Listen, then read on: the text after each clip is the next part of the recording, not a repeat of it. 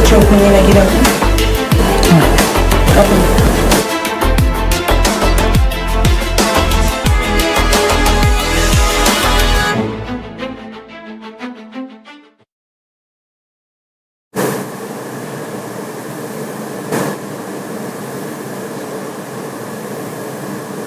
Hello and welcome to another edition of S24 Insight.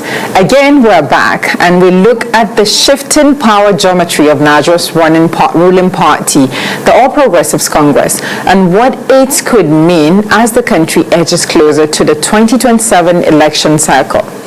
As of March 2026, APC controls 31 of Nigeria's 36 governorship seats, a level of state dominance that gives the party deep reach into grassroots structures, political networks, and electoral machinery, if you put it in that perspective. Supporters see this as political consolidation and stability. Critics warn it could narrow competition and weaken the opposition space, especially as the factions and realignment continue to reshape party strength across regions.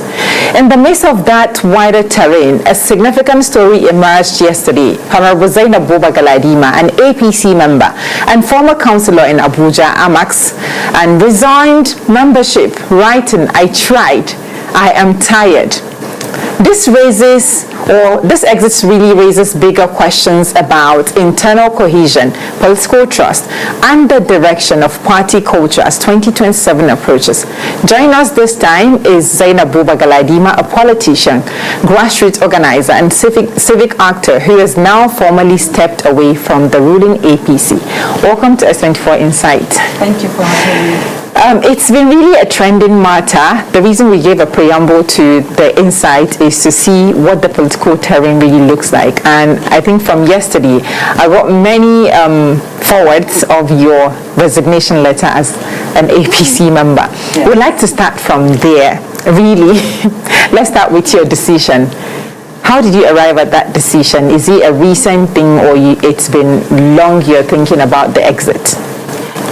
Well, I've been worried for a very long time. Years, actually, not just now. Mm-hmm. It's been something that has been bothering me. And I wrote this letter like 5 months ago. And I wanted to just, quit.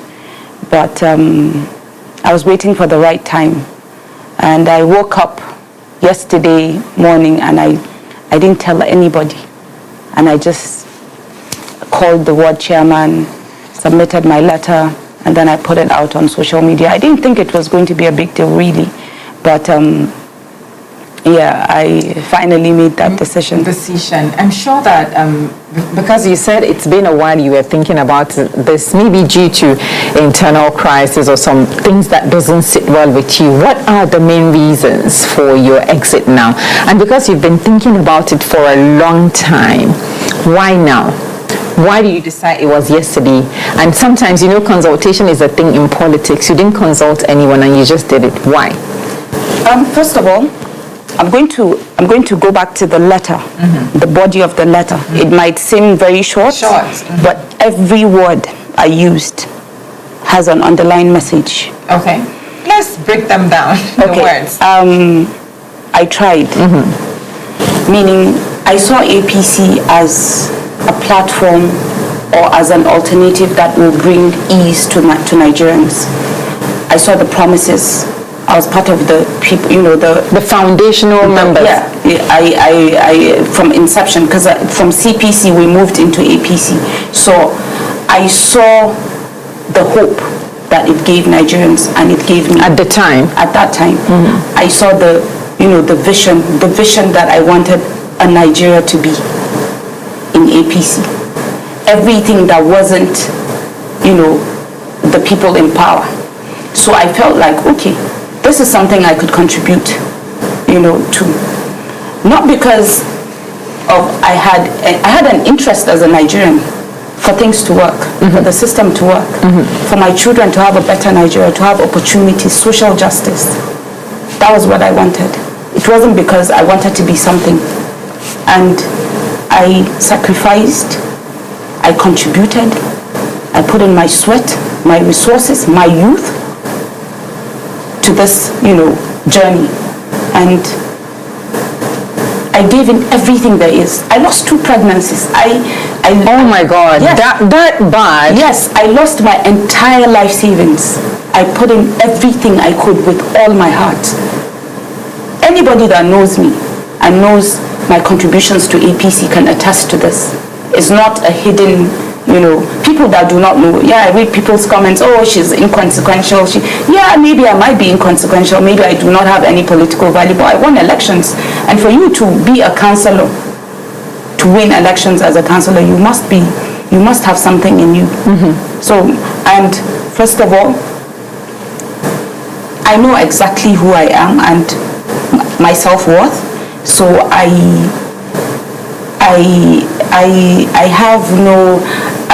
don't really need to explain myself. Yourself. But people need to understand that when you hear people talk about something, always try and find out.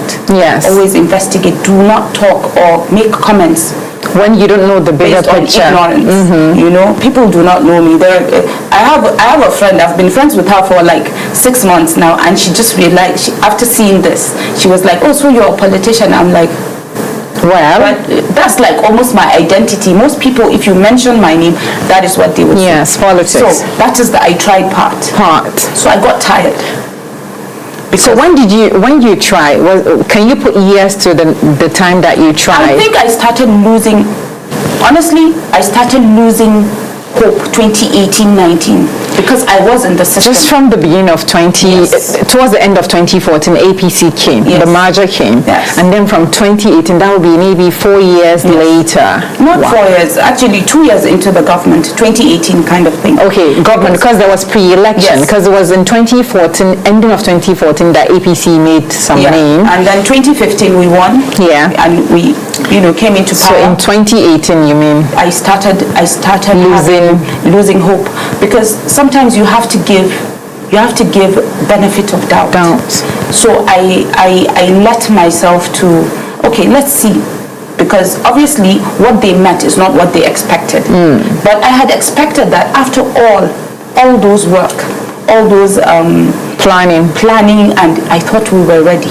You would re-strategize even after seeing what was in reality, because most times it's easier to speak outside the office, and when you get there you see all of the work that you need to put in place. Yeah, but there are some situations, yes, obviously you can't help because the system doesn't really make it easy, but there are some decisions that I feel like governance is not that difficult. Once you have the right team and you have once there is the the will, the political will, and you have to be intentional. This is what I came here to do, this is what I want to do. And if you do not have that and the commitment and everything, I found we had misplaced priorities, but I was just a technical assistant. What more can I do? So I stayed. I was just pushing, hoping that maybe, at some point, there are some things, there are some initiatives, some policies that were brought in, and I realized that actually Nigerians, we have a very big problem. It's not even about the people in power. Even the masses, we have a problem. What's the problem? And everybody has to contribute their own quotas. Yes, and as a citizen, you should expect accountability and transparency from your leaders. And then instead you ask for something else. So why would a leader pay you for your conscience and expect them to work? Yes, him or her to serve you as a representative. Do you understand what I mean? So in essence, all of us, we need to sit up. But keeping quiet is not an option. You mentioned something really important. You said, yes, the system might be really difficult. It's not like there are no laws or there are no constitution that you use to back things, but the system. Where exactly in the system are we facing problem? And you mentioned that governance is not that difficult as well. Yes, so the political will, and also the intention, making that intention. Yes. And that's really a bigger picture to talk about. Yes. Where is the system problem? We are the system. You might find somebody that is highly corrupt, and anything that interferes with their interest, they would not take it serious, or it won't see the light of day. And I feel like there's so much lack of patriotism. A lot of Nigerians do not even value the country, what Nigeria is as a country. But do you blame them? Because the system is not giving back anything. That's what people say. But we can change that. If you come now, you run for office, you ask for votes, and we give you those votes, and you come, we should ask you to be accountable. If you don't, we change you. We put pressure on you to make sure that you do the right thing. And we don't do that. We allow you, you give us stipends, and we just walk away. How will the system work? Right. There are people trying, there are people doing their best to see how, things work. But majority of people really do not care. And I sit down and ask myself, how could you as a Nigerian see your own country collapsing, and then you still contribute to that collapse, and it doesn't bother you, and you sleep well? Conscience. Yes, and I've lived in other countries before. I've seen how systems work. I stayed in UK. I never had a car for 12 years, but it wasn't a problem. I had my because life. There is transportation. The transportation is perfect. There is card. There is anything that you need. Working. Not that there was no corruption. There was, but everything. It's not visible. And there was a member of parliament that bought a toilet seat for £900. He resigned and returned the money. But Nigeria. That's where system works. Let's continue with the underlying meaning of all. I tried. Then the next one. So I got tired because my values were not aligning with the vision that I brought you, or the one you saw. Yes. That made you join the movement. APC came to power from people's sweat, people's sacrifice, even people died. Yeah. And you are acting worse than the previous government, 20 times worse or maybe more. Impunity, insensitivity to the plight of people, no compassion in leadership, there's no transparency, there is no commitment to doing the right thing, and yet you say you are for the people. You bring policies that make lives miserable. How can I walk on the street with my shoulders high and say I belong to the ruling party, the party that I helped bring? How can I walk on the street with pride and honor? So I got tired. You make contributions, you try to tell them that, look, this is how I think we should, do things. And first of all, you won't even have any access. And these are the people that worked to make sure that you come to power, because they see power as a haven for their comfort. They forget about everything. I don't know what is in this power that makes people forget where they come from. And honestly, my conscience just was pricking me. So, and if the will was not there, for example, we looked for power for years, for decades. You would think that coming from that perspective, there will be a different way to do things. You had a vision, you had a plan, you had this, you had that. But when you come, it's how to enrich yourself and make other people miserable. I don't think I want to be part of that. So my conscience left the party. And I go to meetings and I can't contribute. When they say APC progress, I can't confidently say anything. I can't see it. Sometimes when I hear people come back into the APC, I'm like, what? It's like, I look at them and I'm like, what are you doing? But I do understand politics is about interest for some people. It's okay, it's valid. But when you come and you find yourself in a position where you can contribute, where you can make that difference, do that. And you see people defending something that does not make sense with their full chest. How can I stand in front of people and lie to people? We know it's a lie. Individual difference. Yes, they will say, oh, there is Barrow Port, when we know that not even one shovel of sand was taken out of it. You will talk about the Mambila project, when we know that there is not one rod was put there. How can you lie with so much confidence and so much, impunity? And so I felt like for me to be able to save my face, my dignity, and my honor in the face of my children, because they come first before every Nigerian, and to the people that look up to me, I felt like, you know what, I should not be a part of this.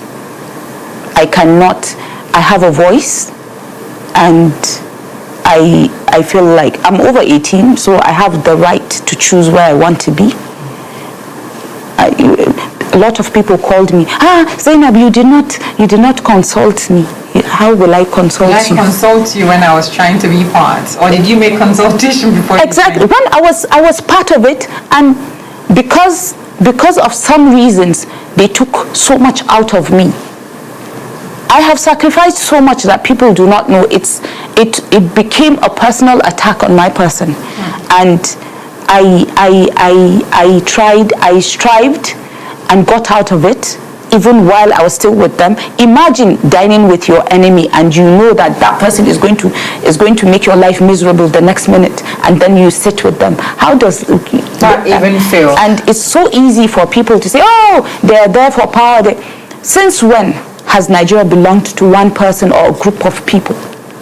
Even if it is an APC government, this government belongs to Nigerians. It belongs to all of us. So I have the right to demand for accountability. I have the right to benefit from every basic necessity of a citizen. Mm-hmm. I have the right to ask for it. Yeah. So nobody should. I am unapologetic about your decision. Yes. The letter was so short, precise. Some call it apt and concise. Yes. I tried. Yes. It was something that people were really talking about. When you started seeing the comments, what was running through your mind? Because I believe you saw comments that were maybe encouraging, the ones that were discouraging, insults, abuses. It's away in the comment section. What was your reaction when you start seeing the comments? First of all, when I was going to compose the letter, I said to myself, I want to leave a lasting impression. But I never thought of it to be this big. Mm-hmm.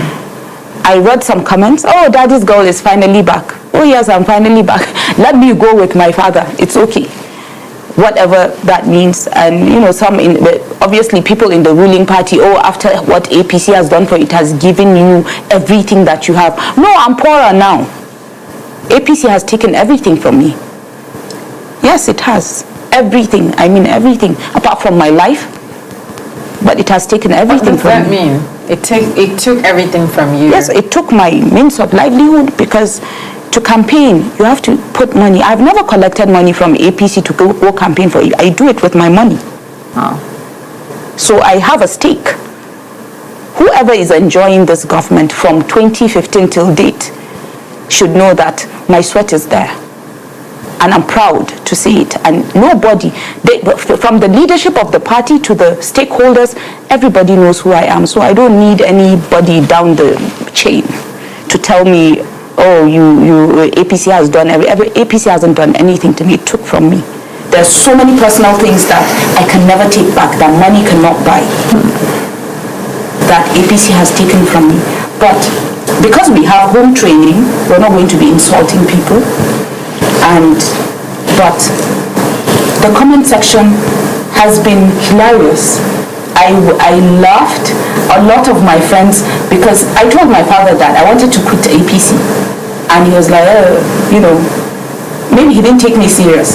The way you saw it online, that was how he saw it. The way everybody. And what was his reaction? I actually haven't spoken to him till I saw him from afar, but I did really discuss that with him, and I feel like, for people to think that, it's irrelevant or you do not have any political, I see that now. I know now the kind of relevance. Yes, exactly. Your capacity. I think let's take a quick break. Stay with us. When we return, we zoom out and take a better or larger look at what is going on along the political landscape of Nigeria, whether the one-party system people are alleging and other things.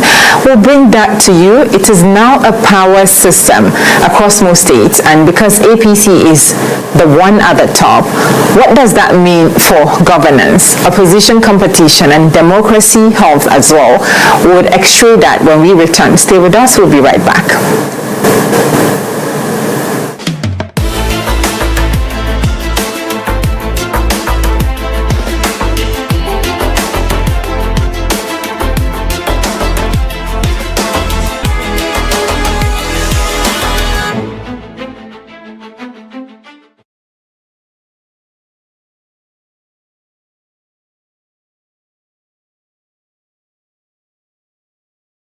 S24 Insight live on all our social media platforms, S24 Television. And let's go to another segment. Like we said before we went on that break, that we're going to zoom out of the personal decision to move away from the APC and see the bigger picture. It's almost 2027 and the electioneering period just almost kickstarts. Maybe there is a bit of time, but you can see the atmosphere everywhere that people are talking about 2027 and people are aligning and realigning. So now let's go into APC's dominance. We would probably get back to some of the key things that your decision already taught you from yesterday, but let's go into APC dominance and take a few questions there. So Aziz, if you look at the APC, this is where we keep it more factual. Like I said, multiple credible reports in March 2026 indicates APC now govern 31 states, leaving only 5 states under other parties. Political analysts have warned that such imbalance can limit competitive politics, while APC voices argue that performance, not arithmetic, is what matters. Let's go back to this in detail, Zainab. When a party controls that many state structures, what becomes easier? Governance coordination, political mobilization, or policy alignment across the federation? For them? Well, I think maybe it's just cosmetic. It's cosmetic? It's cosmetic. Why do you? Because, yes, they have the power, but they do not have the people. Oh, that's the pulse of the people that you felt as a politician? If you go into states, if you see what is happening, I don't know how they want to make it. I don't know how they want to put people together and convince them to vote for APC. In 2027. So it's not about policy, it's not about working, it's not none of that. It has nothing to do with that. Okay, if you mention states, like I know from your engagement as a politician, you're well versed in all regions of Nigeria. If you say states, can you put states to maybe regions to say the pulse of the people is, you don't know the way that. For example, Northwest, with the insecurity, it's rising every single day. Jos. In the North Central. North Central. Northeast, starting to come back. People cannot even go to farm. People cannot fend for themselves. Life is difficult. So there's insecurity, high level of insecurity. You have something small, maybe you do business. The ease of doing business is no longer easy. Or going to farm is no longer feasible, maybe. Do you understand? How many farmers have farmed? You will go to farm, buy fertilizer at maybe 80,000 naira per bag, and then the government has given people waiver to import rice into Nigeria. So by the time they import, their own rice is cheaper than yours. How does one survive? And are you telling me these people with all this hardship, they would say, oh, okay, we're going to do it again?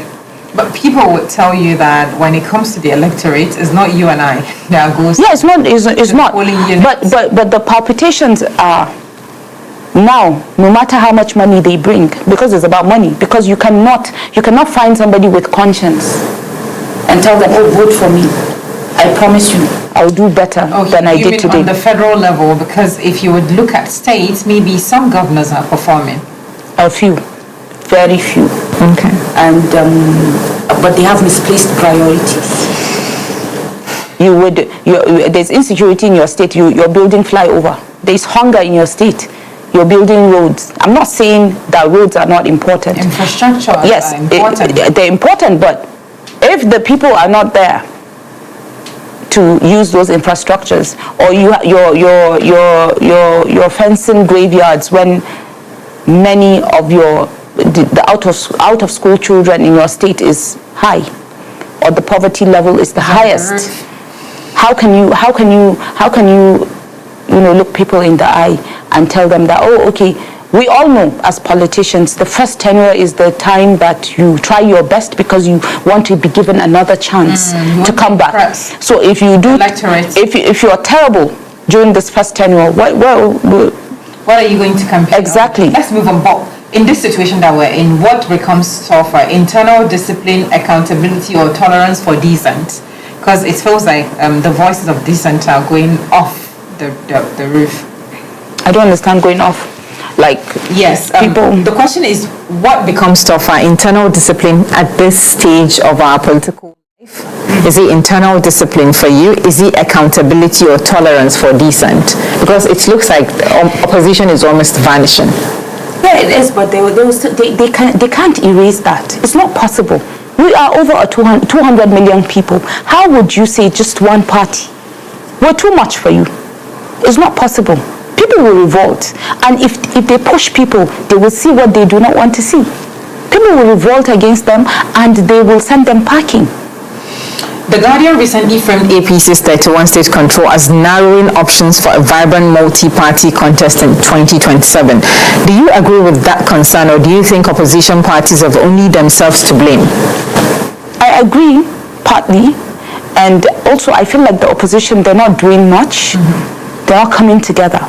You know, it's one thing to have like 50 parties and be scattered all around. And then it's another thing to come together. So I think as a force, we need to get these people out. That is just it. So the APC also did the national convention recently, where party leadership positions were returned. Reports even say that this is really a bigger thing to look at. Report says by consensus. Others say whatever arrangement was made. What does that signal for you as a politician? Let me shock you. At least 70% of APC members, active members, are not happy with APC. Okay. They're not happy because they only use them when they need them. They do not benefit the people in power. Okay. They gather them, or us, minus me now, when they need them to do the Jackie work, and they discard them after. So they're not happy. Most people you see in APC now are waiting for the grant, election grant, if I might put it that way, because that convention, I don't even know what it was. Everything was arranged. You'll be in a committee, you go, and then there are people already doing your job. It's just formalities so that the outside people will think that we have internal democracy. There's nothing like that. Really? Oh yeah, there's nothing like that. They choose who they want. This is not allegation. You cannot. I'm saying it with my full chest. I wouldn't waste my time to go and run for an office in APC. I wouldn't waste my time. From the outside now, what should APC leadership prioritize now to prove it is not drifting toward dominance without accountability? Because it looks like accountability is the key word. Even if they try to prove, they can't prove it because they do otherwise. They're insensitive to all these things. They don't care. They really don't care how you and I think. They just do it the way they want. Nigeria's political story often includes defections, and it's a norm from democracy to date. And in your view, are we seeing ideological movement with some few opposition figures, or just structural chasing? And why does that matter to democracy? everybody has their own, everybody has reasons why they do things. For me, it's based on my principles. For another, maybe they want to run for office.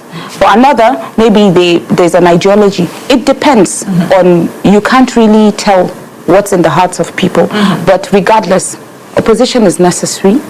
And APC is becoming a place where people that matter are not given opportunities to add value. And I feel like they should.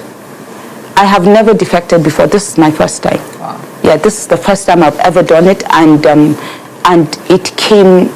it was so difficult because something that you have invested, it is just like a marriage, but a toxic one and an abusive marriage that, yes, a woman has invested and then she gets abused. And sometimes if you're not empowered, if you do not have self-worth, it's hard for you to get out of it. So a lot of people stay because they are expecting, but they should know there is nothing. There is nothing there that would come out of it. Even if it comes, there is no substance. There is nothing. What will it benefit a man if he loses his soul and gains the whole world or something? Do you understand what I mean? So, yeah. So just quickly before we go, you've mentioned principles, and that's really important for anyone. If we look at the way things are going, where would you like to go to change the narrative for Nigeria? Go in terms of politics, yeah. For now, as a politician, there are some calculations that you need to make, depending on the vision that you have. And Nigeria is a very complicated society where you can't just up and go into somewhere because there is this or there is that. You have to also measure the level of maybe success or how... Failure. Yeah. Calculated risk. Yes, you have to calculate it. Risk. Yes, you have to calculate it. So for now, the next viable one after APC, PDP is dead. Yeah. And probably ADC.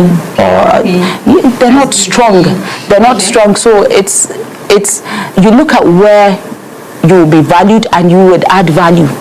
So when they value you, they allow you to add value. When you look at the ADC, half of them are young people.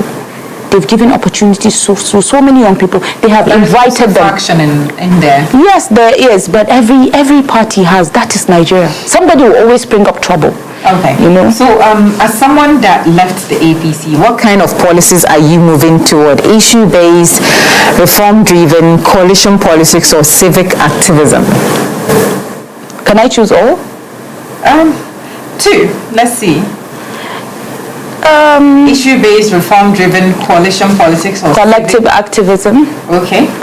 Let's quickly do a rapid fire before we go. Okay. We'll bring you back. Thank you so much. Dominance or democracy? Democracy. Discipline or popularity? Discipline. Loyalty or accountability? Accountability. Consensus or contest? It depends. You need to choose one. Consensus. Okay, one word for APC today. One word.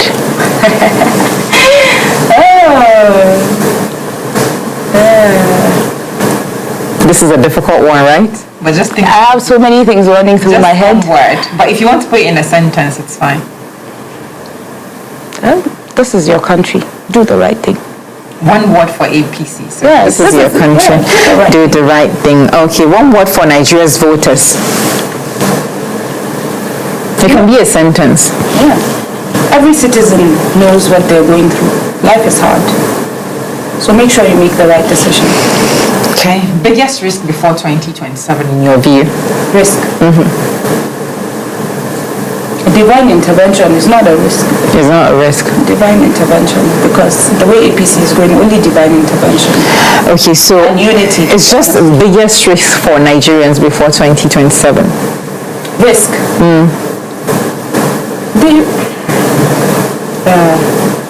So many. You can just mention maybe one or in a sentence the biggest risk for Nigerians before 2027. It might be around their choice, the preparation they need to make, the awareness, etc. If you take money, you pay for it. Well, a lot are paying for it. One thing parties must stop doing right now.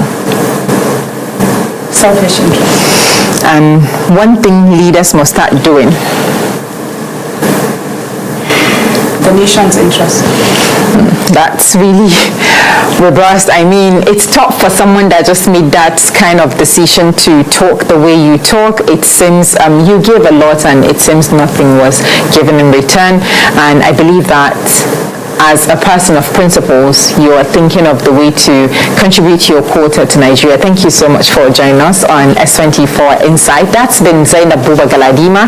Again, thank you for joining us on S24 Insight. And let's quickly recap this. APC's dominance across 31 states is a political reality, one that can either strengthen governance through coordination and performance or weaken democracy if competition, accountability, and internal openness shrink.